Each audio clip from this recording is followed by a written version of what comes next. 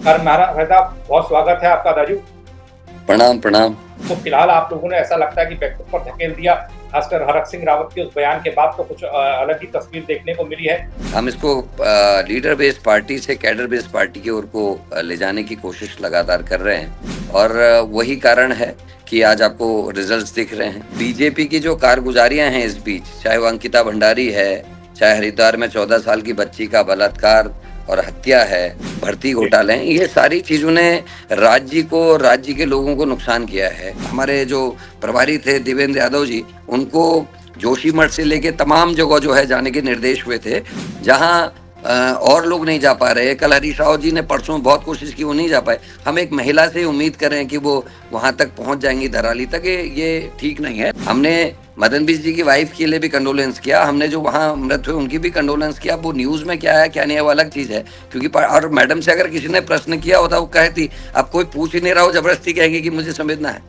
नमस्कार पहलाग दगड़ियों, मैं पंकज रौतेला, आप देख रहे हैं उत्तराखंड न्यूज। उत्तराखंड की तमाम सियासी न्यूज पर लगातार मैं बात कर रहा हूं, अपडेट आप तक पहुंचा रहा हूं। लेकिन मौजूदा वक्त में सबसे ज्यादा जो चर्चा है वो कांग्रेस के आक्रामक तेवरों को लेकर है कि अचानक से कांग्रेस को ये बूस्टअप कहां से मिला, ये ऊर्जा किसने दे दी कि कांग्रेस बीजेपी के खिलाफ सड़क से लेकर सदन तक हल्ला बोलती दिखाई दी। हमने गैरसैंण में भी देखा, हमने देहरादून में राजभवन कूच देखी। लेकिन इन सब के बीच कांग्रेस की रणनीति आखिर क्या है? 2022 में सत्ता में आते-आते कांग्रेस चूक गई थी दगड़ियों। ये कहा जा रहा था, बीजेपी वाले खुद कह रहे थे कि इस बार स्थिति थोड़ा ऐसी है, कांग्रेस आ जाएगी। लेकिन ऐसा पासा पलटा या ऐसी कांग्रेस के अंदर की कलह या कुछ और कह लीजिए कि 2022 में कांग्रेस आते-आते रह गई। अब आगे जो चुनाव है वो बहुत दूर नहीं है, वो चुनाव 2027 का विधानसभा चुनाव। और लगता है कांग्रेस ने उस चुनाव को मद्देनजर रखते हुए अब अपनी ऊर्जा को और ज्यादा बढ़ा दिया है। और क्या रणनीति है कांग्रेस की, और सियासी घटनाक्रम प्रदेश का क्या कह रहा है? क्या कांग्रेस के फेवर में कुछ चीजें अच्छी हैं, कुछ चीजें खिलाफ जा रही हैं? उन सब पर हम बात करेंगे। कांग्रेस के प्रदेश अध्यक्ष हमारे साथ जुड़ रहे हैं, उनसे आपका तारुफ कराता हूँ। और मेहता बहुत स्वागत है आपका राजू। प्रणाम प्रणाम। कैसा चल रहा है आपका कार्यक्रम? क्योंकि सीधी टक्कर बीजेपी से, और बीजेपी को फिलहाल आप लोगों ने ऐसा लगता है कि बैकफुट पर धकेल दिया, खासकर हरक सिंह रावत के उस बयान के बाद तो कुछ अलग ही तस्वीर देखने को मिली है। एक सवाल तो ये है, दूसरा ये कि कल प्रदेश की एक बैठक हुई थी कांग्रेस की, कांग्रेस प्रदेश प्रभारी मौजूद थे, आप भी उस बैठक का हिस्सा थे। क्या कुछ खास रणनीति दादी उस बैठक में बनी है? किसी ने बताया तो है आप लोगों ने, लेकिन आपके जरिए जानना चाहूंगा। देखिए, पिछले 3 सालों से लगातार हाईकमान के निर्देशों पे हम काम कर रहे हैं और पार्टी में एक बड़ा डिफरेंस लाने की कोशिश हम लोग कर रहे हैं। हम इसको लीडर बेस्ड पार्टी से कैडर बेस्ड पार्टी की ओर को ले जाने की कोशिश लगातार कर रहे हैं और वही कारण है कि आज आपको रिजल्ट्स दिख रहे हैं। प्रदेश के हित में तो मैं नहीं कह सकता, लेकिन बीजेपी की जो कारगुजारियां हैं इस बीच, चाहे वो अंकिता भंडारी है, चाहे हरिद्वार में 14 साल की बच्ची का बलात्कार और हत्या है, चाहे मंडल अध्यक्षों का मॉलेस्टेशन के केसेस में जमानत में होना है, भर्ती घोटाले हैं, ये सारी चीजों ने राज्य के लोगों को नुकसान किया है। लेकिन कहीं ना कहीं आप देखें तो सियासी रूप से उससे कांग्रेस की जड़ें मजबूत हुई हैं। कांग्रेस को लोग अब मिस कर रहे हैं कि कांग्रेस के शासन में कम से कम ये सब नहीं था। और जिस तरीके से पेपर लीक के बाद छात्रों पर लाठीचार्ज हुआ और जिस तरह की घटनाएं देखने को मिली, और सारे घटनाक्रमों में, चाहे वो अंकिता भंडारी है, इनके मंत्री का बेटा, संतरेसा में 14 साल की बच्ची के रेप और हत्या में इनके ओबीसी सेल का सदस्य, मंडल अध्यक्षों की भूमिका, पेपर भर्ती लीक में इनके हाकम सिंह जी, और पटवारी पेपर लीक में हरिद्वार मंगलौर के इनके मंडल अध्यक्ष जो है मुख्य आरोपी हैं। तो ये ऐसी चीजें हैं जिससे नुकसान हुआ है। और जो पंचायत चुनावों में पुलिस का, प्रशासन का और इलेक्शन कमीशन का जो बेजा इस्तेमाल, गलत इस्तेमाल बीजेपी ने किया, वो एक्सपोज में है। ये तो मैं आगे नैनीताल की आपसे बात घटना। करूँगा, प्रदेश की कानून जी व्यवस्था पर भी मैं बात करूँगा। पंचायत जी चुनाव और उपचुनाव में जो तस्वीरें हमने देखी उस पर भी बात होगी। गैरसैंण सत्र के दौरान इस बार जो अनोखा प्रदर्शन विपक्ष का रहा उस पर भी बात करूँगा। हरक सिंह रावत के उस बयान पर भी बात करूँगा जिसने सियासी तौर पर आग लगाने का काम किया, कई सारे लोगों को एक्टिव मोड बना दिया। लेकिन मैंने कुमारी शैलजा जब पहुँची थी, प्रदेश प्रभारी, सह प्रभारी पहुँचे थे, उस तस्वीर को, अंदर की तस्वीर को जानना चाह रहा था कि वो कौन-सी अंदर की तस्वीर ऐसी है जो आप बताना चाहेंगे दर्शकों को और कांग्रेस के तमाम कार्यकर्ताओं को जो दूर-दराज गाँव में हैं और उन तक हर बात नहीं पहुँच पाती है? वो कौन-सी ऐसी चीज़ है जो आपको वो बूस्ट अप करने के लिए देकर गए हैं प्रभारी? देखिए, प्रभारी जी का तो दिशा निर्देशन अगले 3 महीनों की हमारी जो रूपरेखा है काम की, चाहे वो संगठन सृजन का कार्यक्रम है, चाहे पंचायतों में जो घटनाएँ घटी उनको लेकर है, हमने 3 महीने का कार्यक्रम शेड्यूल किया है। उसके हिसाब से हम आगे बढ़ेंगे और हमको किस तरीके से आपदा में अपने साथियों के साथ मदद लोगों की करनी है, उस पर चर्चा हुई है। संगठन के विस्तार की चर्चा हुई है और किस तरीके से किन लोगों को कहाँ एकोमोडेट करना है, इन सारी बातों को लेकर एक सघन विचार-विमर्श हुआ है और उसके रिज़ल्ट्स दिखेंगे।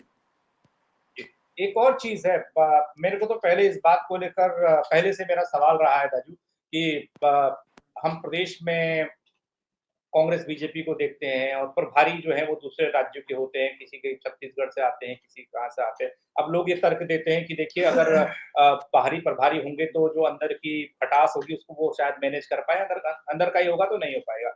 कुमारी शैलजा पहुँची, सहप्रभारी ये लोग पहुँचे, लेकिन वो बार-बार एक सवाल सबके ज़हन में आ रहा है कि है तो उत्तराखंड कांग्रेस के प्रभारी और अभी धराली-थराली में आपदा प्रभावितों को लेकर कोई एक शब्द नहीं कहा इन लोगों ने।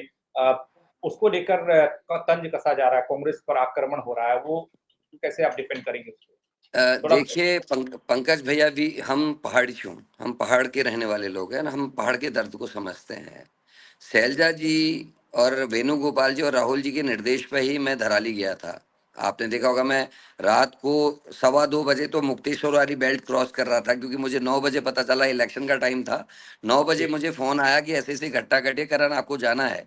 तो 9 साढ़े 9 बजे मैं करीब राणखेत में बाट लगूँ और वो रूट टूटा हुआ था तो मुझे मुक्तेश्वर होके जाना पड़ा और लगभग 3 बजे मैं उत्तरकाशी पहुँच पाया दूसरे दिन। और पुलिस प्रशासन ने जो व्यवहार किया आपको पता है, उसके बाद मैं चौथे दिन जो है बड़ी मुश्किल से रस्सियों के सहारे जाके मैं धराली पहुंचा। तो ये निर्देश ऊपर से ही थे। उससे पहले भी आपने देखा होगा हमारे जो प्रभारी थे देवेंद्र यादव जी, उनको जोशीमठ से लेके तमाम जगह जो है जाने के निर्देश हुए थे। लेकिन शैलजा जी से जहां मंत्री नहीं जा रहे, जहां और लोग नहीं जा पा रहे, कल हरीश राव जी ने परसों बहुत कोशिश की, वो नहीं जा पाए। हम एक महिला से उम्मीद करें कि वो वहां तक पहुंच जाएंगी धराली तक, ये ठीक नहीं है। लेकिन दिशा निर्देश वहीं से की बात की संवेदनाएँ व्यक्त कर देते तो वो जो एक बाइट उन्होंने नहीं, दी है। ये देखिए ये कल कोई प्रश्न नहीं, हमारा हमने तो कंडोलेंस की, हमने मदन बीस जी की वाइफ के लिए भी कंडोलेंस किया, हमने जो वहाँ मृत हुए उनकी भी कंडोलेंस किया। अब वो न्यूज़ में क्या है क्या नहीं है वो अलग चीज़ है, क्योंकि और मैडम से अगर किसी ने प्रश्न किया होता वो कहती, अब कोई पूछ ही नहीं रहा हो जबरदस्ती कहेंगे कि मुझे संवेदना है। उनसे जो प्रश्न किए उन्होंने उसका उत्तर दिया मेरे भाई। जी, और ये बात तो देखे ना, ये तो बीजेपी से होने चाहिए। मंत्रिमंडल का कोई साथी ना धराली दिखा, ना थराली दिखा, ना बड़कोट दिखा। भाई जी, धराली में अकेले मुख्यमंत्री थे जो हेलीकॉप्टर से जा रहे थे आ रहे थे। मैं जो पैदल गया उसका रीजन ये था कि एक दिन में 50 किलोमीटर चलने का किसी को कोई खुशी से नहीं जाता। मैं केवल इसलिए गया कि एक रूट ऐसा है जहां से उत्तरकाशी के लोगों को वहां जाने दिया जा सकता था या हेल्पिंग लोगों को भेजा जा सकता था। लोग आपने शायद आपके चैनल या किसमें था, हेलीपैड में लोग हंगामा कर रहे थे कि भाई हमको हमारे परिजनों तक जाने दो, वहाँ हमारे लोग मर गए हैं, उनको सहारे की जरूरत है, उनको सहारे की जरूरत, हम जाना नहीं ले जाया गया। लेकिन जहां से करण मेहरा गया वहां से अगर एक छोटा वैकल्पिक मार्ग बनाया जाता तो लोग चल के अपने परिजनों तक पहुंचते और इतना क्वेश्चन नहीं होता। तो ये एक उदाहरण था और हम लोग पूरी कोशिश कर रहे हैं। अभी थराली भी मुख्यमंत्री जी ने चुनी हुई जो वहाँ की हमारी चेयरमैन है वहाँ की नगर पालिका की, उनका ज्ञापन लेने से मना कर दिया। तो ये संवेदनहीनता है भाई, जी। नहीं, ये दृष्टि तो सवाल उनसे मैं होना आपसे चाहिए। करने वाला था कि आप वहाँ गए, मैंने सब चीज़ें मैंने भी देखी और मैंने भी वो रिपोर्ट की थी और तो कि आप वो कैसे उतर रहे थे, का रास्ता काफ़ी डरावना था। मैं सवाल करने वाला था लेकिन आपने छेड़ दी, चलिए बात यहीं से शुरू करते हैं। आप जब धराली जा रहे थे तो आपका एक कमेंट आया कि देखिए पुलिस वालों ने मुझे रोके रखा, उन्होंने आगे बढ़ने नहीं दिया, यानी कानून व्यवस्था के मद्देनज़र लोगों ने कहा कि आगे संवेदनशील इलाका और उस इलाके में भी लोग ना जाएँ, विपक्ष के लोग ना जाएँ, तो इसलिए रोका गया। यहाँ तो पुलिस काफ़ी एक्टिव नज़र आई, आपने कहा, काफ़ी एक्टिव थी पुलिस, आपको रोका गया और जब हम बेताल घाट देखते हैं, जब हम द्वाराहाट देखते हैं, जब हम रामनगर या और इलाकों को देखते हैं, रुद्रप्रयाग का इलाका देखते हैं और जब पंचायत चुनाव हो रहा था उस दिन, उस दौर में आप कहते हैं कि पुलिस मूकदर्शक थी। तो पुलिस क्या मतलब क्या हो जाता है, एक इलाके में एक्टिव रहती है, एक में डीएक्टिव हो मेरा जाती मेरा तो लिंचोली पुल पर रोकने का रीजन था उनके पास, क्योंकि मेरे संग पत्रकार भी बहुत सारे थे, क्योंकि परिचय हो गया तो सब साथ ही साथ हम लोग रुके हुए थे, और इनको लगता था कि पत्रकार ना पहुंचे।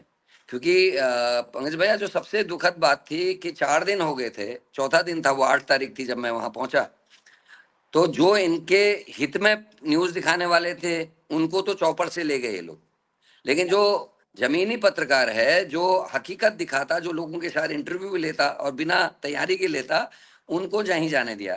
मैं पार गया नदी के, वहां से आगे गए, फिर दो हमने नेपाली वहां थे उनको भेजा, उन्होंने लकड़ी के गार्डर लगा के नदी के रास्ते नीचे दूसरी साइड से वहां से पत्रकारों को क्रॉस किया। उस दिन 8 तारीख की रात को हमारे कुछ पत्रकार साथी देहरादून के और आसपास के वहां पहुंचने में कामयाब रहे। उसके बाद कुछ रिपोर्ट्स थी कई, चाहे वो लेक की रिपोर्ट हो, हर्सिल की अन्य चीज। और सबसे दुखद ये था भाई, जब हम पहुंचे 4 दिन तक, आपको पता है, आप पहाड़ गए हो, जब बादल फटता है, गाद आती है, तो फिर पीने का पानी नहीं बचता, नौले धारे सब खत्म हो जाते हैं और पीने लायक पानी नहीं होता है। तो भाई 4 दिन तक वहां पानी नहीं दिया गया था, वहां राशन नहीं दिया गया, कपड़े नहीं दिए गए, 4,000 का चेक। भाई जहाँ 50 किलोमीटर तक कोई वर्किंग स्टेज में बैंक नहीं है, वहां आप चेक ले जा रहे हो यार, इससे बड़ा मतलब दुखद क्या हो सकता है बताओ आप। क्या करेगा आदमी चेक का? खाना देते, पानी देते, मोमबत्तियां देते, वो मोमबत्ती, डर लग रहा था वहां लोगों को, लोग कह रहे थे रात को डर लग रहा। भाई जहाँ इतने लोग मरे हों, वहां रहना है बिना छत के, तो डर तो लगता है थोड़ा बहुत। कैंडल्स तक नहीं थी लोगों के पास। तो ये बड़ा एक दुखद चेहरा है। बहुत सारी और चीजें हैं भाई जो कहना चाहता हूँ, लेकिन आपने देखा होगा जिस समय है तो आपने एक पंकज बताया। भाई, एक जरूरी बात है, केदारनाथ की याद होगी आपको, जब केदारनाथ टूटा था, तो उस समय यही हरक सिंह रावत जी और कुछ हमारे गणेश गोदियाल जी लोग पहले पहुंच गए थे, और बाद में जब और लोग गए और उसके बाद वहां कार्यक्रम शुरू हुआ उसको ठीक करने का, इत्यादि करने का, ये एक सामूहिक प्रयास था। लेकिन अभी जो आपदाएं आ रही हैं, मुख्यमंत्री के अलावा कोई दिखता है नहीं। कैबिनेट का और साथियों की भी जरूरत है, तो किसी के कंट्रोल रूम में, किसी के हेलीपैड में, किसी के घटना स्थल में कैंपिंग होनी चाहिए थी, ताकि लोगों को राहत मिल सके, इंस्ट्रक्शंस मिल सके। लेकिन ऐसा कुछ देखने को, टीम वर्क देखने को नहीं मिल रहा, जो राज्य के हित में नहीं है, मेरा ऐसा मानना है। जी। नहीं, मैंने तो पुलिस की एक्टिवनेस को सवाल किया था ना कि उसमें भी आता हूँ वो पंकज भैया, आपको रोकने के लिए तो उस, एक्टिव थी, तो पंचायत चुनाव जो उस, चल रहा था मूक दर्शक बनी उसमें रही भी आप। आता हूँ। देखिए दौराहाट में भाई 2 बीडीसी मेंबर महिलाओं के पतियों का अपहरण होता है। वो कहते हैं कि हमारे को एफआईआर लिखानी है, पुलिस एफआईआर नहीं लेती। मैं फोन करता हूं और साथी को, हमने एक चीज कही, आप पढ़े लिखे हैं, मैंने कहा 0 एफआईआर ले लीजिए आप। 0 एफआईआर पूरे हिंदुस्तान में कहीं भी लिखाई जा सकती है, और वो थाना जहां 0 एफआईआर लिखाई जाती है, वो संबंधित थाने तक उस रिपोर्ट को पहुंचाता है। चुनाव का माहौल है, हस्बैंड्स का अपहरण हो रहा है, और ये उन महिलाओं से उम्मीद करे कि वो 35 किलोमीटर दूर जाके वहां एफआईआर कराए रानीखेत। लेकिन पुलिस के कप्तान ने कहा, उसके बाद भी नहीं सुनी, और अगर ये लिखा दिया होता तो बवाल नहीं होता। और जो रिपोर्ट करने गए थे उनके ऊपर 307 के धारी मुकदमे लगा दिए, अपहरणकर्ता के खिलाफ नहीं लगाए, और रिपोर्ट करने जो गए थे उनके ऊपर 307 का मुकदमा दर्ज हो गया। बेताल घाट में आप देख लीजिए वो कौन लोग थे, अब तो पता चल गया, एक लिस्ट जारी हुई है नैनीताल में, 15वां और 16वां नंबर विधायक जी के सगे भांजू का है, जो हमेशा उनके संग एक्टिव दिखते हैं। उसके अलावा नैनीताल में क्या हुआ सबने देखा, और ये कांग्रेस के कैमरे से नहीं देखा, होटल्स के जो सीसीटीवी कैमरे सबने देखा, तलवारें रखी जा रही है गाड़ी में, लूट के ले जाया जा रहा, घसीट के ले जाया जा रहा, और मुकदमा दर्ज होता है प्रदेश के सीएलपी लीडर के खिलाफ, नेता प्रतिपक्ष के खिलाफ। ये मतलब भूतो ना भविष्यति कहते हैं ना, वो पुलिस ने और सरकार ने कर दिया। हाई कोर्ट ने पंकज भैया 11 जुलाई को एक निर्देश जारी किया था, एक टिप्पणी की थी कि पंचायत राज एक्ट उत्तराखंड की धारा 9 की उपधारा 6 और 7 का उल्लंघन है, जो पत्र इलेक्शन कमीशन उत्तराखंड ने लिखा है। लेकिन कोई साफ निर्देश नहीं दिए, 2 जगह नाम है, लेकिन चुनाव लड़ सकता है। लेकिन अब कोर्ट ने जो किया है, इससे कोर्ट का काम बढ़ेगा और बहुत से चुने हुए प्रतिनिधि बाहर हो जाएंगे।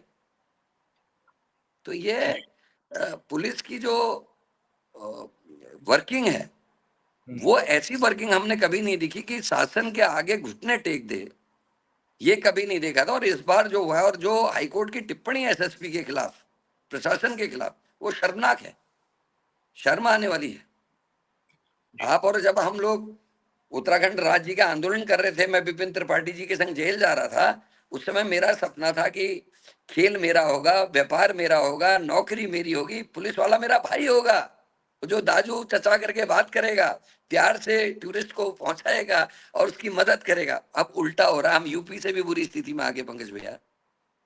किसी की आप शिकायत लोगों करो तो ने राजभवन भी कूच किया था, मैं तस्वीर देख रहा था, काफी आक्रामक तस्वीरें थी। जी जी जी आगे बढ़ूं, कुछ सियासी बयान और कुछ आपको लेकर भी जो सवाल उठ रहे हैं या मेरे जहन में जो मेरे को बताया गया, या वो तमाम चीजें भी आपसे करूंगा। आपसे नहीं पूछूं तो किससे पूछूं? आप पूरे जी। कांग्रेस को आप देख रहे हैं। जो राजभवन कूच था, ये जो प्लान था, ये प्लान किसका था और किस हिसाब से सेट किया गया और क्या फायदा इसका मिला आपको?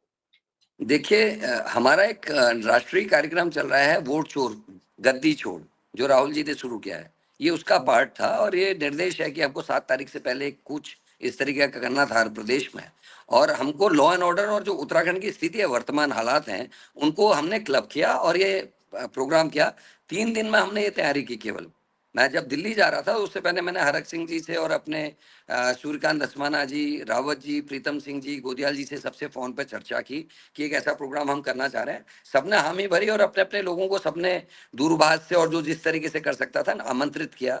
और मैं खुश हूं कि धारचूला से लेकर हमारे खट्टीमा, चंपावत, सब जगहों से लोगों की भागीदारी थी। गढ़वाल के रुद्रप्रयाग से लेके आप बिलीव करेंगे कि उत्तरकाशी जहाँ आपत आई वहां के भी लोग आए थे और उसमें आम जान भी शामिल हुआ। तो मुझे लगता है एक लोगों में एक परिवर्तन आना शुरू हुआ है, क्योंकि हम लगातार कर रहे हैं। ट्रिपल एससी भर्ती घोटाला, पटवारी paper leak, Ankita Bhandari VIP, हल्के हल्के असर आना शुरू हुआ है। और अब वोट चोरी का जो बात राहुल जी ने जिस तरीके से आप लोगों के सामने, मीडिया के सामने खुल के रखी कि एक आदमी के 49 बच्चे, 10 बाय 12 के कमरे में 80 लोगों का नाम, 300 की स्ट्रेंथ वाले हॉस्टल में 3000 लोगों के नाम, एक आदमी के 5 जगह वोट और 5 जगह वो वोट डाल रहा है। तो जो इस तरीके की चीजें विद प्रूफ दिए हैं, उसका असर अब आम जन में होने लगा और आम लोग अब इस पर चर्चा कर रहे हैं और ये अच्छे संकेत है। क्योंकि कहीं ना कहीं हमको इसको रोकना पड़े। एक चीज पंकज भाई आपने देखा होगा, जब मैं आप भी, जब 2003 में हम लोग आए राजनीति में, आया मैं देना, क्योंकि उससे पहले मैं उत्तराखंड आंदोलन इत्यादि में था। लेकिन जब हम लोग जीतते तो बड़ा जश्न होता था, मतलब दुकान से आदमी निकल के फूल पहना रहा है, कोई माला डाल दे रहा है, कोई फूल चढ़ा दे रहा है। इधर मैं देख रहा हूँ 2017 के बाद की एक स्थिति ऐसे ही है कि अब जीतता कोई है, शहर में कोई खुशी नहीं है। कोई जीते, चाहे मैं जीतू दूसरा जीते, कोई खुशी नहीं। मतलब आम आदमी को कोई मतलब नहीं कौन जीत रहा कौन हार रहा है। कोई एक वो जो उत्साह दुकान से दौड़ के आदमी बाहर आके जो गले लगता था वो नहीं है। रीजन क्या है कि उसने वोट कहीं और दिया है और वो कुछ और गया है। तो ये बहुत सारी चीजें पंकज भैया चेंज आया है, लेकिन अब पब्लिक में अवेयरनेस आ रही है और लोग इंपॉर्टेंस देने लगे हैं राजनीति को। पहले लोग कहते थे यार हमारा क्या मतलब है, अभी मैं देख रहा हूँ कि लोग डिस्कस करते हैं, भू कानून पे लोग डिस्कस कर रहे हैं। और जो बहुत इंपॉर्टेंट इश्यूज हैं, पहाड़ के, राजधानी से लेकर सब पे लोग आजकल चर्चा कर रहे हैं। और ये अच्छी बात है, डिबेट्स होनी चाहिए और उसी से कुछ फ्रूटफुल रिजल्ट्स आएंगे। आपने गैरसैंण का भी जिक्र कर दिया। मेरी दबती जो रग है ना, दुखती रग में आप हाथ रखते हैं। मैं हमारी भी वही नहीं है। जानता वो लड़ाई क्या थी, क्योंकि जब हम पढ़ रहे थे तब उस दौर में वो लड़ाई, मैंने सब चीजें गूगल पे पढ़ी हैं और आप लोगों से, बड़े लोगों से उन चीजों को समझा है। और तो आज एक वरिष्ठ पत्रकार राकेश खंडवी जी, जिन्होंने बहुत कुछ हमें सिखाया, मुझे बताया, उनका निधन भी हुआ है।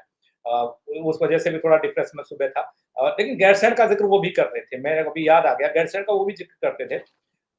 गैरसैंण को राजधानी बनाने को लेकर बहुत सारी बातें कही गई, हरीश रावत जी ने भी कही, आप कांग्रेस सरकार में भी हुई। अभी हाल ही में उन्होंने कहा 27 में सरकार लाइए तो हम जो आपने बनाना है पूरा तरीके से हम वही करेंगे सब चीजें। अभी सत्र बीता करण भाई, हम लोगों ने देखा मात्र 1.5 दिन वो सत्र चल पाया है और उसमें सत्ता पक्ष का ना सुना जाना, जो आरोप आप लोग लगा रहे हैं या आपके विधायक लगा रहे हैं। दूसरा ये कि हंगामा भी विपक्ष ने खूब किया।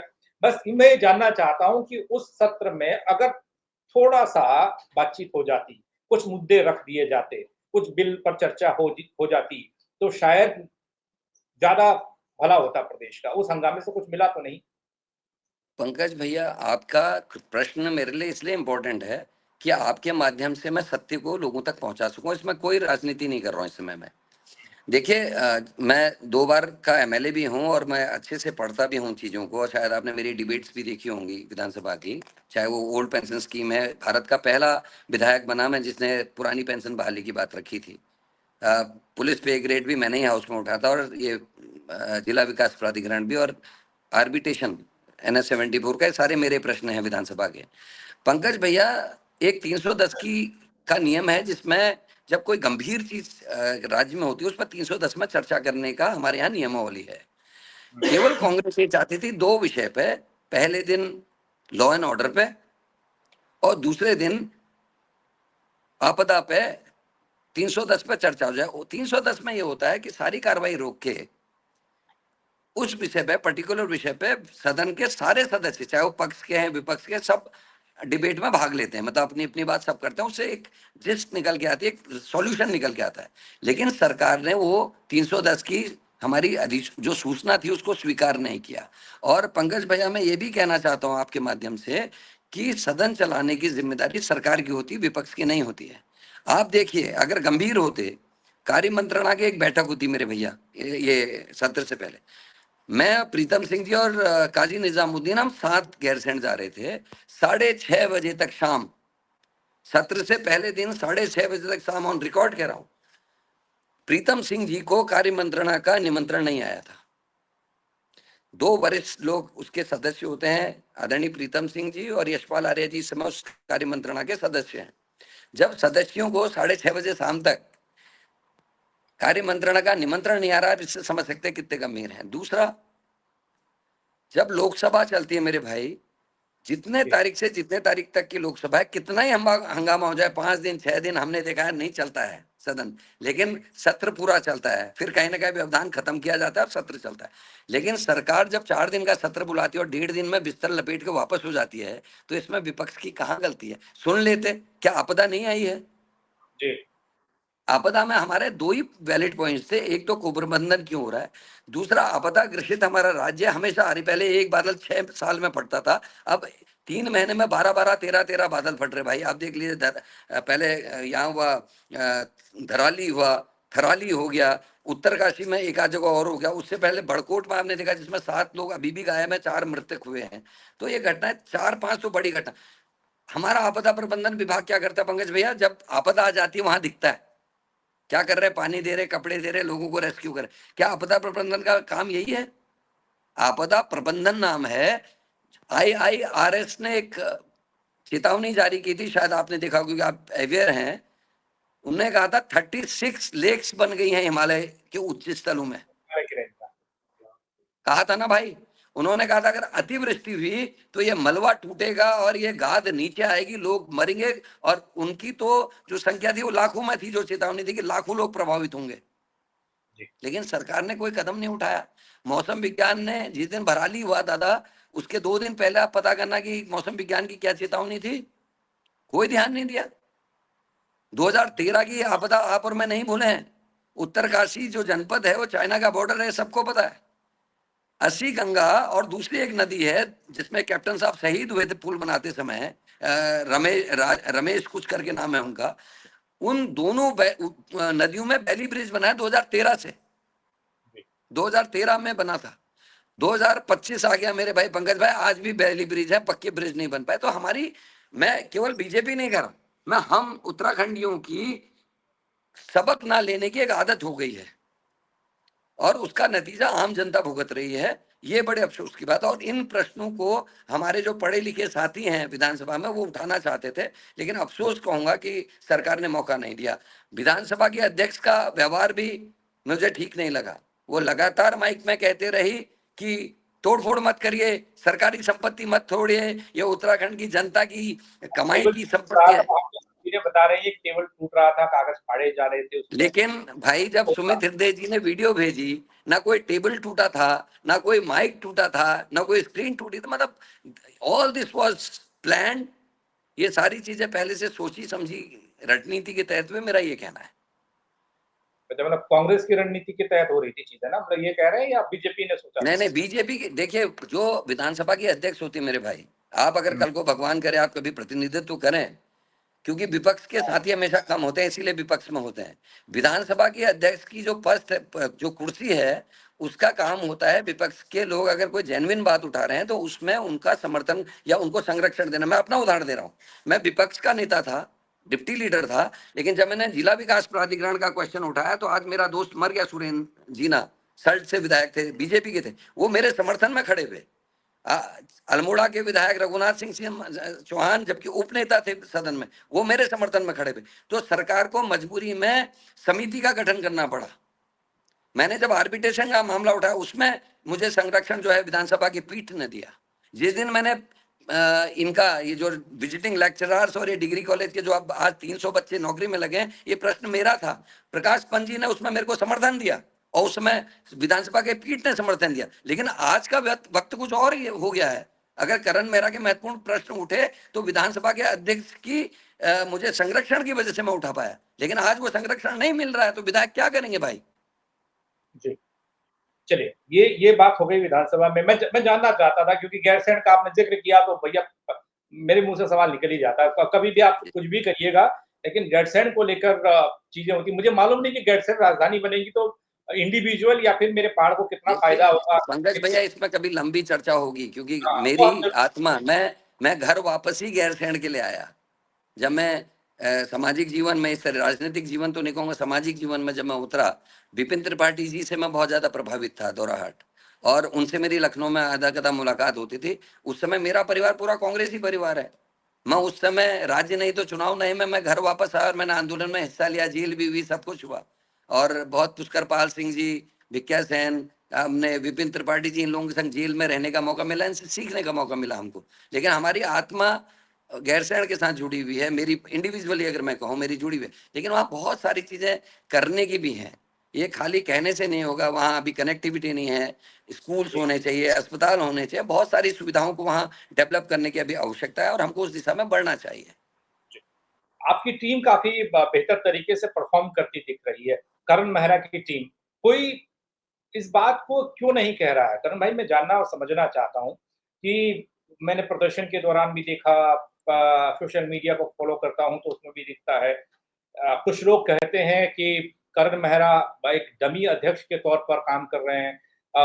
कुछ लोगों ने ये कहा, जो लोग कहते हैं वो बता रहा हूँ, मेरे ज़हन में भी सवालात तो हैं, ऐसा होता है कई बार। आप युवा जी हैं, काफ़ी एक्टिव आप हैं, ऊर्जावान हैं, आगे जाके प्रदेश का और देश का नेतृत्व करेंगे।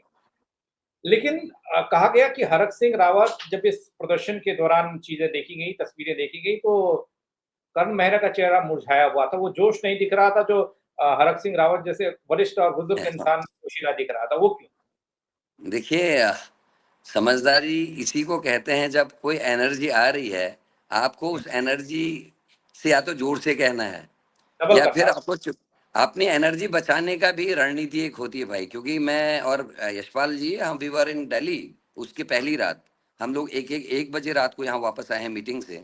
और हरक सिंह रावत जी ने बोला था कि मैं आगे बढ़ के इसमें काम करूंगा। उन्होंने काफी फोन खुद भी लोगों को, पीसीसी में 3 घंटे बैठ के इसकी रणनीति में काम करते रहे जो हम लोगों ने रिक्वेस्ट की थी। तो अच्छा है। और जब सामूहिक नेतृत्व होता है मेरे भाई, तो उसमें अच्छा ये होता है, कभी किसी को मौका मिले, कभी किसी को मौका मिले। आपने 3.5 साल के मेरे कार्यकाल में ये देखा होगा, मैंने हमेशा दूसरों को आगे किया। भले मैं प्लान करूं, मैं सब कुछ अरेंज करूं। पायलट साहब की रैली के दिन भी आपने देखा हो, मैं अंत में केवल 2 मिनट बोला।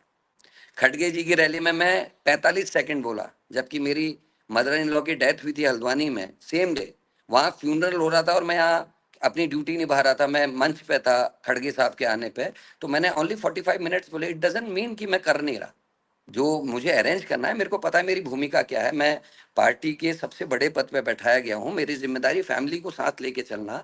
और जो 22 में हमसे गलतियां हुई हैं, वो गलतियां दोबारा ना हो, तो उसके लिए बहुत सारी चीज में आपको अपने को पीछे रखना, सेक्रीफाइस करना, दूसरे को के फेस को आगे करना ही करने की जरूरत पड़ती है। और मुझे आपकी कहूँ या अपने दोस्तों की दुआ से इतनी मेहरबानी मिल रही है मुझे। मेरे अपने पेज पे 30 लाख के आसपास व्यूअर्स हर महीने हो रहे हैं। अब इधर पिछले 3-4 महीने से लगभग 28 से 30 लाख लोग मुझे हर महीने देखते हैं। मेरे लिए बहुत है। और मैं समझता हूँ कि मैं जेन्युइनली काम करता हूँ। मैं भराली भी गया, मेरे दिमाग में राजनीति नहीं थी, केवल इतना था कि मैं कैसे अपने लोगों के बीच में पहुंच जाऊं और समझूं क्या है। और मैंने किसी से भी पहले वो लेख का जिक्र इत्यादि मैंने पहले कर दिया, तो मेरे लिए इससे बड़ी खुशनसीबी क्या होगी कि अशोक वानखेड़े जैसे व्यक्ति अपने चैनल पे मुझे दिखा के मेरी को प्रेस कर रहे, उन्होंने ये कहा कि ऐसा आदमी कांग्रेस में है, वी आर प्राउड। तो मेरे लिए तो भाई, चाहे पुष्पेश पंजी कुछ कह देते हैं जेएनयू वाले, कभी ये कहते तो मेरे लिए, ये मेरे लिए अवार्ड है, क्योंकि मेरे सीनियर्स अगर कहीं अगर 2 शब्द मेरे लिए अच्छा कहते हैं भाई, मेरे लिए वो बहुत बड़ा इनाम है। और मेरे पास अभी 25 साल और है राजनीति के, पंकज भैया, वो चीजें फिर कभी कर लूंगा। आपने बात कह तो दी, मैंने कहा प्रदेश का नेतृत्व करेंगे, उससे बड़ी बात और क्या कर सकते हैं। जी जी, आपकी दुआएं हैं भाई, थैंक यू। करेंगे तो जाहिर सी बात है, लेकिन उसके लिए ऊर्जा चाहिए होती है। वो हरक सिंह रावत, क्योंकि हरक सिंह रावत ऊर्जावान तो हैं, मैं जानता हूँ, वरिष्ठ नेता है, कल मैंने उनसे बहुत 1 घंटा बातचीत भी हुई।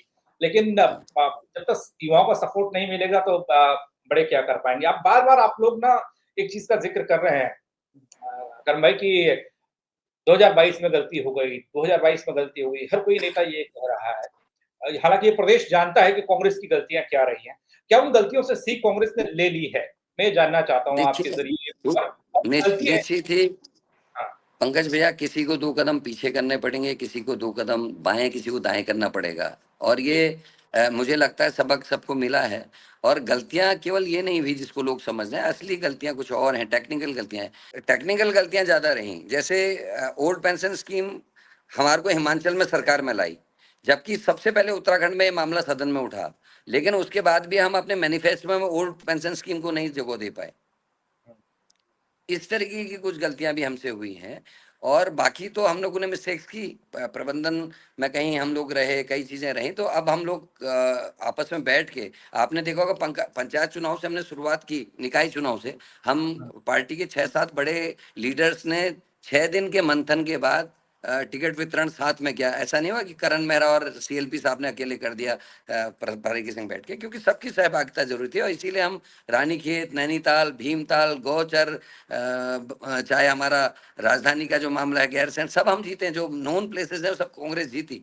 और चाहे हम निगमों में दिक्कत में रहे, लेकिन ये रिजल्ट्स इसलिए आए कि सामूहिक नेतृत्व और सामूहिक निर्णय की बात थी। और मैं सबसे छोटा भी हूँ इन सब में एज में, और मैं इनसे, मुझे नीचे बैठ के बात करने में कोई दिक्कत नहीं होती।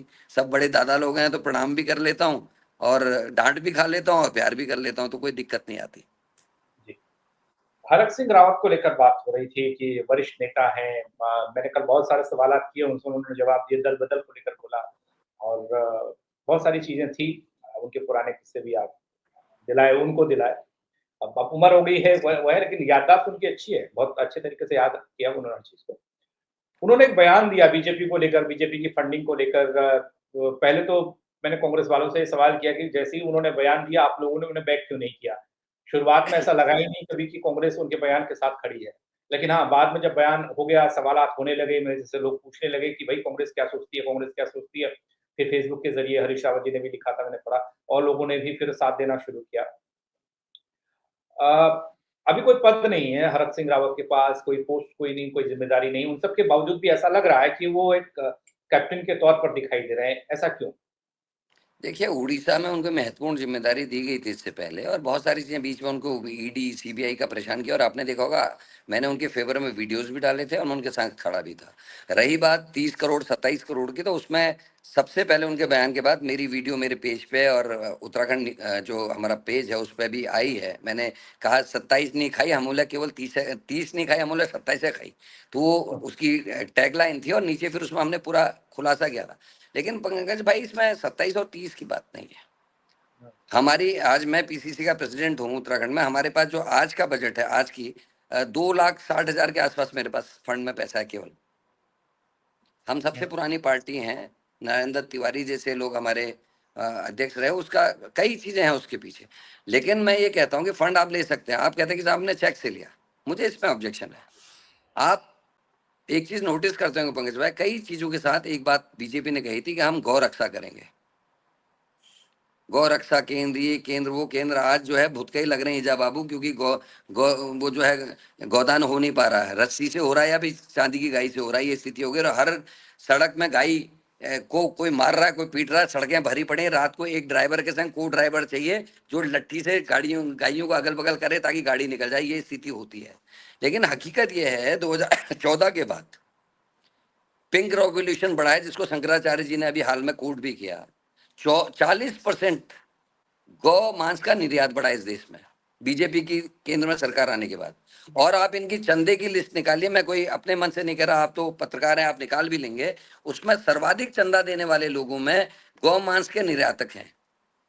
तो कथनी और कथनी में बीजेपी के बहुत फर्क है। सुशासन की बात कहते हैं और जीरो टॉलरेंस की बात करते हैं, और खनन माफिया से पैसे ले रहे हैं। वाई? और उसका कारण बताऊं मैं पंकज भाई, मैं प्रूव कर सकता हूं। पहले की सरकारों में 5 साल का लाइसेंस मिलता था क्रशर को, फिर रिवाइज होता था। इकट्ठे 10 साल, क्या हम नहीं समझ रहे इकट्ठे 10 साल क्यों हुआ? क्या स्थिति है कि प्रदेश के पूर्व बीजेपी के मुख्यमंत्री को, वर्तमान सांसद को इस बात को 2 बार लोकसभा में उठाना पड़ रहा है, और लोकसभा से कोई इंक्वायरी नहीं हो रही, कोई क्वेरी नहीं हो रही। कोई नदी पहाड़ की ऐसी बची है जिसमें पोकलैंड और जेसीबी नहीं दिख रही? ये सिस्टमेटिक हो सकता था, साइंटिफिक तरीकों से ये चीजें हो सकती हैं। हम बुराई नहीं करें, निकालना तो गाद पड़ेगी, नहीं तो बाढ़ आएगी, लेकिन उसको एक सिस्टमेटिक ढंग से करें और जिससे कम से कम नुकसान हो। मैं जिस समय छोटा था, मुझे याद है मेरी नानी कहती थी, जा तो जरा वो तली कुछ पे हमारे, हम देखिए जब राज्य की लड़ाई लड़ रहे थे, हम क्या कर रहे थे? जंगल जमीन हमारी, पहाड़ की जवानी रवानी, पहाड़ का खून, पहाड़ का पानी रोकना है। आज मेरा गांव का आदमी 2 कट्टा रेत नहीं ला सकता, पिटाई हो जा रही, ठेकेदार के आदमी पिटाई करे, वही रमन्ना काट रहा, उसी के सारे ठेके हैं। तो ये पहाड़ का जो आंदोलन हमने किया भाई, ये उसकी जो आत्मा थी ना, उसके खिलाफ है। हम कहते थे हमारे हक हकूक बने रहने चाहिए, चुगान की लकड़ी, चुगान का पत्थर, हमारे घर गाड़ गधेरों की रेत हमारे घर बनाने इत्यादि में हमको मिलनी चाहिए। पर अब वो सब कुछ कहीं कुछ और हो रहा है पंकज भैया, इसको लेके हम परेशान हैं। और आने वाले समय में मेरा अपना एक एजेंडा है, इन सब चीजों में मैं लड़ने वाला हूँ, चाहे कुछ भी हो। चलिए छोटे छोटे जल्दी जल्दी आपसे सवाल करूंगा, थोड़ा लंबे हो जा रहे हैं। वो सवाल इसलिए क्योंकि आपका समय कम है जो आपने नहीं बताया। वो सवाल ये कि आपने ठेकेदारी का जिक्र किया, हाल ही में कई लोग ऐसे हैं, कई मामले ऐसे आए, एक जितेंद्र कुमार की आत्महत्या हत्या वाला जो मसला है, और एक अभी पहाड़ से भी एक मामला सामने आया जहां पर ये कहा गया कि बाहरी ठेकेदार जो वहां के लोकल लोग हैं उनकी पेमेंट नहीं कर रहे हैं, या उनको एक तरीके से दबाया उनको जा रहा है, दबाव उन पर है, कई लोग आत्महत्या की धमकी दे रहे हैं, हमने देखा है। ये कल्चर क्या है, इससे आप किस तरीके से डिफेंड बताएंगे कि वाकई में यहाँ गलत हो रहा है? पंकज भैया, आपको याद होगा जब आप और हम छोटे होंगे, आप तो मेरे से भी छोटे हैं, उस समय 5 लाख के, 2.5 लाख के, 3 लाख के ठेके होते थे रोड के, और हर गांव में 2-4 ठेकेदार साहब होते थे, उनके लेबर होते थे। तो करीब करीब गांव के आधे गांव को कारोबार चलता रहता था। एक साल में 10 लाख का भी काम कर लिया तो 10-12 मजदूरों की और वो ठेकेदार साहब का घर चल जाता था। आज करोड़ों के ठेके हो रहे हैं, और उसमें जो शर्तें रखी गई है उसको उत्तराखंड का ठेकेदार कर ही नहीं सकता। 200% की पेनल्टी, फलाना, ये वो, मतलब हमारे गांव घर के लोग अब ठेकेदारी नहीं कर सकते। वो किसी ठेकेदार के यहाँ चौथा ठेकेदार हो सकता है, लेकिन खुद ठेकेदार नहीं हो सकता। हमारी रोजी रोटी खत्म हो गई। काम करने कहाँ से आ रहा है? झारखंड से। काम करने कहाँ से आ रहा है? बिहार से। हमारे पहाड़ के लोगों को कुछ नहीं है। आज घरों में आटा दाल चावल ले जाना मुश्किल हो गया। पलायन कैसे रुकेगा जब गांव में काम ही नहीं है? केवल घाम तापो, जो बीजेपी कहती है वो सही कहती है, घाम तापो के अलावा कुछ नहीं रह गया पहाड़ में। तो पंकज भैया, ये सब चिंतनीय विषय है। हमारा सरकारों का काम प्रॉफिट देखना नहीं होता था। हमारे यहाँ जो पहले की स्कीम्स थी वो गांव के लोगों को रोजगार देने की थी, जो अब खत्म हो गई हैं। और कहीं ना कहीं उस ओर को नौले गधेरे पनौले इन सब की ओर को हमको बढ़ने की जरूरत है, और वही हमारी आर्थिकी का आधार होगा आने वाले भविष्य में। जी। गढ़वाल के 2 चेहरे अभी कांग्रेस में, मुझे ऐसा लगता है, मतलब अब क्या है क्या नहीं है वो तो सियासत के बड़े लोग जाने, विश्लेषक जाने, आप लोग या बड़े पत्रकार जाने, मैं छोटा पत्रकार। भरत सिंह रावत का एक्टिव होना, गणेश गोदियाल का एक्टिव होना, और उनका मजाक में ये कहना कि भरत सिंह रावत को आप मंत्री रह चुके हैं, रह गए, मैं तो विधायक ही रहा, मतलब मंत्री नहीं बन पाया। उनका कहना कि आप मंत्री नहीं मुख्यमंत्री भी बनोगे। ये तंजिया लहजा, ये कुछ चल रहा है क्या अंदर?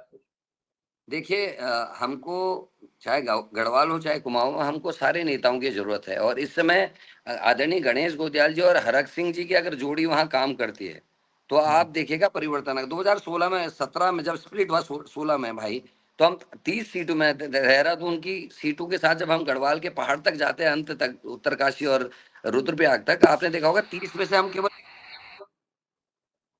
और उसके बाद आप देखिए 2022 में हम 3 सीटें जीते केवल।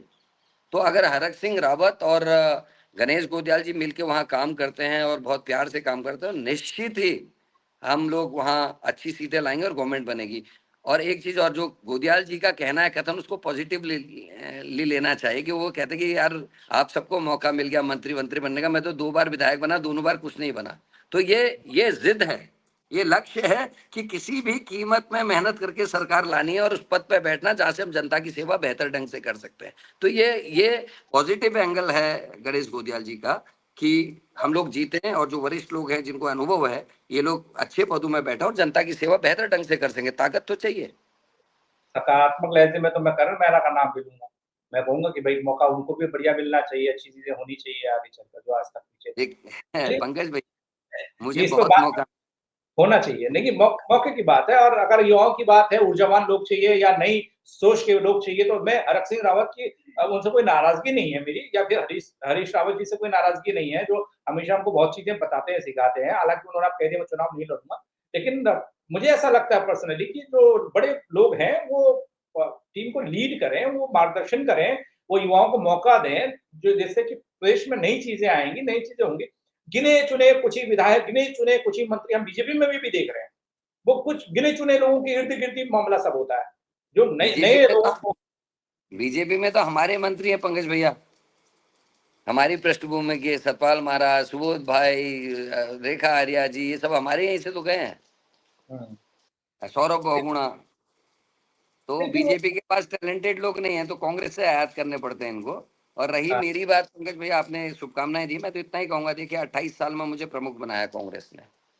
उसके बाद अजय भट्ट जैसे दिग्गज से, मेरा तो सौभाग्य कि मैं अजय भट्ट जी के खिलाफ चुनाव लड़ा। हम दोनों एक ही बिल्डिंग में पैदा हुए हैं हाँ, और बड़े भाई हैं मेरे।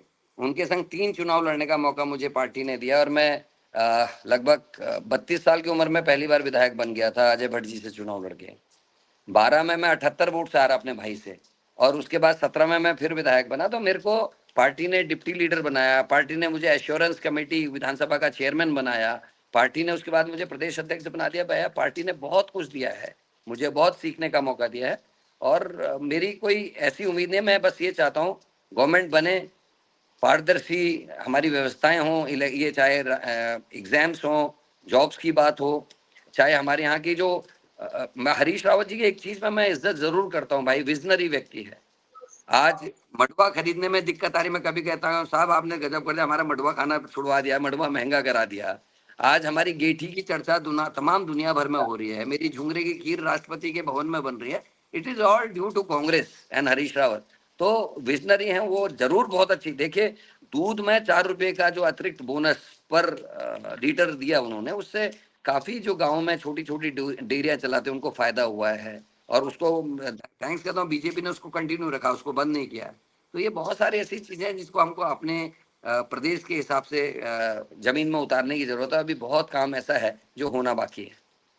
कांग्रेस लगातार बैठ के कर रही है, आप तो एक्टिव मोड में भी हैं, बस छोटे लहजे में आप बता सकते हैं। अगर ज्यादा जल्दी आपको नहीं निकलना है तो मैं तो बैठ जाऊंगा, कोई दिक्कत नहीं। लेकिन जी चुनाव नजदीक है, बहुत ज्यादा वक्त नहीं है, अगला साल तो चुनावी होगा, जहां तक मुझे पता है, हर लोग ये जानते हैं। क्या मोटिव लेके कांग्रेस चल रही है? कांग्रेस की रणनीति क्या है? कोई ऐसी चीज जिसे आप बताना चाहें? क्योंकि आजकल चीजें बताई कम दबाई ज्यादा जाती हैं, बाद में विस्फोट किया जाता है। हरक सिंह रावत कल कह रहे थे, मैंने उनको कहा कि आप बार बार कहते हैं कि बम है, बम है, बम है, बम है, तो फोड़ दीजिए, आज यही फोड़ दीजिए। मैं बात कर रहा हूँ आपसे, बताइए कितनी देर वक्त लगेगा, मैं आपको दूंगा वक्त। तो बोलते बोला ऐसे नहीं फोड़े जाते बम। मैं तो आर्मी बैकग्राउंड से हूँ, मुझे पता है कब कौन सा बम फोड़ा जाता है। अभी एक फोड़ा है, बात फोड़ूंगा। ऐसे करके भैया, बात। आर्टिलरी जो है, आर्टिलरी डिपार्टमेंट जो है वो हरक सिंह जी के पास, प्रीतम सिंह जी के पास, गणेश गुदियाल जी के पास है। हाँ, और जो प्लेन है वो हरीश रावत के पास है। मैं तो पैदल सेना का सिपाही हूँ साहब, एक राइफल मिली है मुझे। मुझे केवल ये कहा है कि आप लेफ्ट राइट कराओ, और जो आपके कैडर है उसको, कैडर को मजबूत करो, उसकी सुबह की एक्सरसाइज से लेके शाम तक का उसका काम उससे करवाने की जिम्मेदारी मेरी है। एंड वी आर सियासी वर्किंग। सोच तो आप लेके आए ना विरासत में, सियासी सोच तो है। जी जी प्रदेश को बेहतर तरीके से ले जाने की सोच तो आप लेकर आए हैं ना। वो चीज तो जी आपके जी पीछे हमेशा रहेगी, पिताजी हमेशा साथ में रहेंगे उस चीज में। और जो मार्गदर्शन आपको उस समय मिलता रहा, वो चीजें आज तक आप लोग उसको और बेटर कर सकते हैं। जी। चुनाव के लिए नजरिए से क्या खास है? क्या आप खास कर रहे हैं, मुझे ये बता सकते हैं? दूसरा सवाल ये है, मैं इसी में जोड़ दे रहा हूँ हरीश रावत जी ने एक बात छेड़ दी उस समय बहुत पहले कि गैरसैंण में हम ऐसा करेंगे अगर सत्ता में आए। और कौन सी ऐसी चीजें हैं जो कांग्रेस सरकार में आने के बाद की बात सोच रही है? क्योंकि 22 में मैंने भी कहा, दुनिया ने कहा कि आते-आते कांग्रेस रह गई। अपनी कुछ वजहों से आपने भी सबने जिक्र किया, ईमानदारी से उस चीज को बताया कि कहीं गुटबाजी भी थी, तो कहीं पॉलिसीज भी कुछ ऐसी थी, जिस पर मुद्दे भी कुछ ऐसे थे जिन मुद्दों पर उस तरह से रिएक्ट नहीं कर पाए। क्या सोचा है उत्तराखंड के बारे में कांग्रेस का? क्या नया सोचा है? क्या यही देखिए अभी आप बीजेपी में कांग्रेस वाले हैं, कल को पता लगा मैं ये देखूंगा यहाँ बैठे-बैठे कि कांग्रेस बीजेपी वाले सब कांग्रेस में आ रहे हैं। वो कोई भरोसा नहीं है ना। देखिए कई लोग इंटरेस्टेड हैं जो ज्वाइन करेंगे, मुझे भरोसा है और बातचीत भी चल रही है जो बीजेपी से कांग्रेस में आना चाहते हैं, बड़े चेहरे। लेकिन हमारा उस पर फोकस नहीं है। मैंने आपको बताया एक बड़ा चेंज राहुल गांधी जी ला रहे हैं। लीडर बेस्ड पार्टी से अब कांग्रेस जो है कैडर की ओर को जा रही है, जो बहुत जमीनी आवश्यकता है अपनी बातों को डिलीवर करने के लिए, हर चीज के लिए। दूसरा, मैंने एक राहुल जी से इजाजत लेके, खड़गे जी से इजाजत लेके डिसेंट्रलाइजेशन ऑफ जो प्रदर्शन है ये स्टार्ट किया। पहले देहरादून में हम 20,000, 10,000, 15,000 लोग के लेके भीड़ करके एक आंदोलन कर देते थे यार, प्रदर्शन। अब मैंने उसको ब्लॉक लेवल पे किया, 200 ही हो, जिले में 300 ही हो, लेकिन हमारा कार्यक्रम हो रहा, कार्यकर्ता की भागीदारी सुनिश्चित हो रही है। देहरादून केवल कुछ लोग आ सकते हैं जिनके पास गाड़ी घोड़ा साधन है। हमारा जो जमीन का वर्कर है उसके लिए पॉसिबल नहीं है कि वो एक दिन आए, एक दिन जाए और एक दिन प्रदर्शन में रहे। तो हमने डिसेंट्रलाइजेशन ऑफ जो प्रोग्राम से उसको स्टार्ट किया और उसका रिजल्ट आया जो आप हमारे निकाय में फर्क देख रहे हैं। अब अभी आपने जहाँ जनता ने वोट दिया इस पंचायत चुनाव में, उसमें जो बेहतर प्रदर्शन रहा उसके रीजन ये हैं कि अब आदमी को अपनी भागीदारी दिखाई दे रही है और उसका हमको फायदा हो रहा है। और आगे भी हम इसको कंटिन्यू करेंगे। कुछ और स्कीम्स हैं जिसमें अभी जो हमारी टॉप लीडरशिप है उसके संग चर्चा विमर्श होना है, उसके बाद ही, क्योंकि कोई ऐसी चीज मैं आपके चैनल में नहीं कहना चाहता जिस प्रॉमिस को हम पूरा ना कर सकें। तो सारी बातचीत के बाद जो चीजें रिजल्ट आएंगे उसको मैं आपसे डिस्कस करूंगा। रिजल्ट की बात आती है तो मैंने एक रिजल्ट देखा पंचायत चुनाव का, और उस दौरान थोड़ा सा बात दूसरे टाइप की है कि प्रीतम सिंह देहरादून में जो जीत हुई उनका श्रेय पूरा उनको दिया गया। प्रदेश भर में कांग्रेस का जो प्रदर्शन रहा, कांग्रेस जिस तरह से सोच रही थी वैसा शायद रहा नहीं। कई लोगों ने नारे भी लगाए और कई लोगों ने ये लिखा भी सोशल मीडिया के जरिए भी अपनी भावनाएं व्यक्त की कि प्रदेश अध्यक्ष प्रीतम सिंह को बनाया जाना चाहिए। इसको लेकर कोई बात आप कहना चाहें? कोई क्योंकि आप ऑब्जेक्शन हैं? कोई ऑब्जेक्शन नहीं है, लेकिन उन लोगों को यह ध्यान देना चाहिए जो लेडी आज चेयरमैन बनी है उसका सर्टिफिकेट तक नहीं मिल रहा था 4:30 बजे तक। वो करण मेहरा ही था जो संगठन के लोगों के संग जाके धरना प्रदर्शन किया और सर्टिफिकेट मिला नहीं, तो बीजेपी ने वहां भी काम खराब कर दिया था। और ऐसा नैनीताल में भी हुआ, ऐसा पिथौरागढ़ में भी हुआ क्योंकि हमारा कैंडिडेट ही गायब कर दिया गया। ऐसे ही चमोली में हुआ और यही चीज टिहरी में भी हमारा कैंडिडेट, हमारा समर्थित कैंडिडेट दूसरे दिन जो है बीजेपी ने डरा धमका के अपना समर्थित कर लिया, अपने कैंडिडेट का नाम वापस ले लिया। तो भाई ये सब चीजें देखने की, और एक आम आदमी क्या सोच रहा है, किसी का खास व्यक्ति क्या सोच रहा है, उससे मुझे परवाह नहीं है। मेरा काम है कांग्रेस को आगे ले जाना और इन चीजों से मैं विचलित नहीं होता। मुझे पता है मैंने क्या किया है और कहाँ से मैं चल के कहाँ तक आया हूँ, ये मेरी जानकारी में है। तो किसी की टिप्पणी से मुझे उतना फर्क नहीं पड़ता। हाँ, अगर कहीं सबक लेने वाली बात है तो मैं उससे सबक जरूर लेता हूँ। और प्रीतम सिंह जी ने निश्चित ही बड़ी बहादुरी से इस इलेक्शन को लड़ा है। अगर प्रीतम सिंह जी यहाँ नहीं होते, वाकई में नवप्रभात जी नहीं होते और हमारे साथी नहीं होते, तो शायद ये इलेक्शन भी हमारे हाथ से लूज हो जाता। और कोई ऐसी चीज इस चर्चा में जो मैं पूछना भूल गया हूँ, आप बताना चाहते हो? नहीं तो सर, ऐसी सब बात कुछ अच्छा है।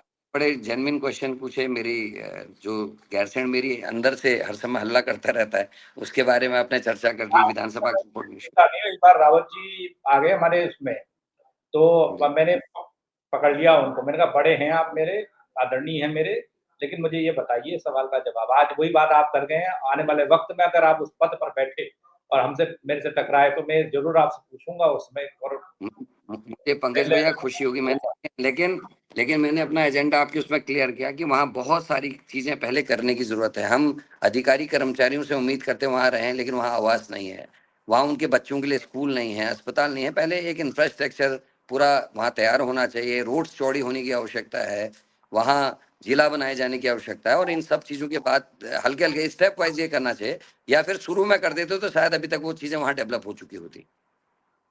अब मुझे तो अब बातें ना दूर तलक चली जाएंगी अगर हम बैठे रहे दोनों ना पहुंच जाएगा। अब जी इस जी प्रदेश का दुर्भाग्य देखिए करण भाई, नरेंद्र तिवारी, स्वर्गीय नरेंद्र तिवारी जी को देखता हूँ, उनकी सरकार को देखता हूँ, समझता हूँ, पढ़ा है जितना उस दौर को देखा है इस गूगलिया नजरिए से, तो उस दौर के बाद क्या हमने देखा? कोई डेवलपमेंट और क्यों मुख्यमंत्री ही बदलते दिखाई दिए, दल बदलू इधर-उधर दल बदलते लोग दिखाई दिए। आपने गैरसैंण का ज़िक्र किया। विपक्ष में जब लोग होते हैं यही चिंता होती है। मैं बीजेपी वालों को भी यही सुनता जब कांग्रेस की सरकार थी बीजेपी वाले भी यही कहते। सरकार बनी तो आप कांग्रेस वाले कह आपका भी बीच में कार्यकाल रहा ना, सरकारें आपकी भी रही, लेकिन देखिए मैं आपको कुछ वीडियो शेयर करूंगा अगर मुझे मिल गया। असल में पायलट जी के मीटिंग के दिन मेरे दोनों फोन गायब हो गए, अगर कहीं मिलेंगे मैं भेजूंगा। मैं जब सत्ता में तो खैर मैं रहा, मैं दोनों बार विपक्ष में बैठा हूँ। मेरे उस समय के भी आप चाहे विधानसभा के वीडियोज हैं, चाहे मेरे विधानसभा के वीडियोज हैं मेरे क्षेत्र के, उनको देखिएगा। मैं हमेशा से गैरसैंण के पक्ष में बोलते रहा हूँ, लेकिन मैंने फिर कहा कि हमने एक गलती की। जब हरीश रावत केंद्र शासित की बात कर रहे थे, हमने उनको राक्षस बनाया, मैंने खुद। और उनका ये कहना था कि इंफ्रास्ट्रक्चर डेवलप हो जाए जैसे सेंटर मतलब केंद्र शासित प्रदेश के, उसके बाद हम लोगों को राजधानी करनी चाहिए। अभी हमारी व्यवस्था ही नहीं है, लेकिन हम अति उत्साह में थे उस समय। हमसे गलती भी, मैं इस बात को स्वीकार करता हूँ। लेकिन अब अगर गैरसैंण को राजधानी बनाना है तो वहां उसको पहले राजधानी के लायक हमको डेवलप करना होगा। पुलिसकर्मी टेंट में रहते हैं। आप बताइए 1.5 दिन की इस यात्रा में जो परसों सत्र का था, 75 करोड़ रुपये से ज्यादा खर्च हुआ है। जी। तो ये राज्य के हित में ऐसे नहीं है, उसको पहले डेवलप करें, चाहे स्टेप वाइज करें कि इतने साल में ये, इतने साल में ये, लेकिन बढ़ना हमको उसी दिशा में चाहिए। जब तक हम जी। गैरसैंण नहीं बैठेंगे तब तक हम पहाड़ के महिलाओं की, पहाड़ के लोगों की तकलीफों को नहीं समझ सकते। एक चीज़ आपने बात बोल दिया, वो मन आ गया तो बोल देता हूँ जल्दी-जल्दी। वो जब भी ऐसा क्यों होता है कि कांग्रेस सरकार में आती है, करण मेहरा विपक्ष वाले हो जाते हैं? मतलब वो उस समय सीट निकलती नहीं है। पंकज भैया ऑन कैमरा नहीं कह सकता कि मैं बैठूंगा, आपको बताऊंगा। मैं विपक्ष में जो 78 वोट से भी हारा ना, उसमें हाँ। जिन लोगों की मेहरबानी रही वो क्लियर है, सब मेरे विधानसभा के वो आपको बता देंगे। नहीं तो मैं तीनों इलेक्शन जीतता भटजी से। लेकिन ये कहीं ना कहीं डेस्टिनी भी होती है कि 78 वोट से हारा, 36-37 वोट मुझे पड़ जाते, मैं जीत जाता। लेकिन बहुत सारी चीजें हैं उसके पीछे, उस पर मैं को उनमें नहीं जाना, क्योंकि भूली विसारी ये कहते हैं, आगे की सुध ले। और मेरा लक्ष्य आगे है, मैं आज पे जीतने वाला आदमी हूँ। मुझे कल की भी चिंता नहीं है। आज मैं क्या बेहतर कर सकता हूँ, मैं उस फॉर्मूले को लेके चलता हूँ। मेरे पिताजी ने मुझे यही सिखाया है और उस पर मैं स्टिक हूँ। चलिए, बहुत शुक्रिया आपका हमारे साथ जुड़ने के लिए, तमाम चीज़ें थैंक यू बताने के लिए, कांग्रेस की रणनीति क्या है और आगे आप सफर में निकलेंगे। जहाँ तक रानीखेत जाएँगे, मेरा भी जी। इलाका वो रानीखेत का, काफ़ी खूबसूरत इलाका, याद करिएगा मेरी तरफ से भी। बहुत शुक्रिया मेरे साथ जुड़ने के लिए। तो कांग्रेस की रणनीति को थोड़ा खंगालने की कोशिश हो रही है। वो इसलिए हो रही है कि जब एक्टिव हैं साहब तो बताइए तो सही कि क्यों एक्टिवनेस है, क्या है? पर्दे के पीछे क्या चल रहा है? कांग्रेस की गुटबाजी का ज़िक्र बार-बार होता था, क्या वो खत्म हो चुकी है? हालाँकि पहले-पहले ऐसे ही दिखता है। हमने 22 में देखा है कैसे कांग्रेस सत्ता में आते-आते रह गई। अब 27 का ज़िक्र हो रहा है, 27 में कांग्रेस आने के लिए फफड़ा रही है कि भैया हम तैयारी कर रहे हैं, तैयारी नहीं करेंगे तो कैसे होगा? और प्रदेश अध्यक्ष की भूमिका बड़ी अहम होती है, कैप्टन के ज़रिए ही टीमें काम करती हैं।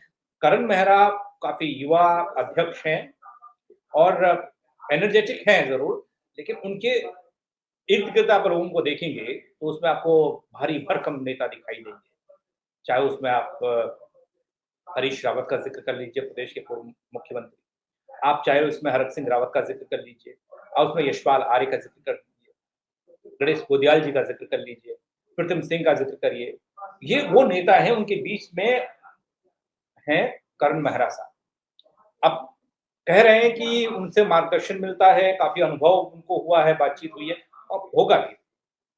लेकिन एक प्रेशर तो रहता ही है ना, जब बहुत वरिष्ठ लोग, बहुत अनुभवी लोग आपकी टीम का हिस्सा हैं, आप कैप्टन हैं ज़रूर, लेकिन उस दौर में क्या आपको वो छूट है फैसले लेने की या उस तरह से कुछ करने की, अलग करने की जो आप करना चाहते हैं, आपके मन में चल रहा है?